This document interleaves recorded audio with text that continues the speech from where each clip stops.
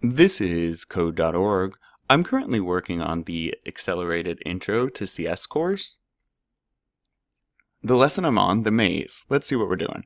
Okay, one last time for practice. Can you solve this one using only 4 blocks? Ooh, only 4. So, oh, and this is kind of like the last 2 levels. I know if we're only going to use 4, we're going to need a repeat. So repeat until pig. So this one stops when we reach the pig. Now, what could we do? I'm going to do a move forward and a turn left. I don't think this is going to work, but the great thing about code is you can be wrong a bunch. Let's test it. So repeat, move forward. Yep, good. Turn left. Okay.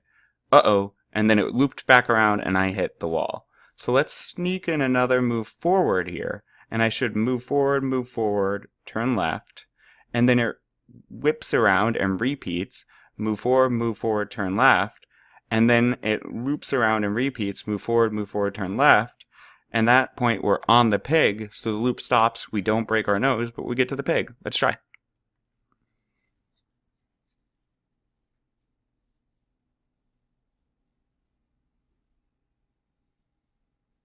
Woohoo! We did it! Awesome. Let's keep going.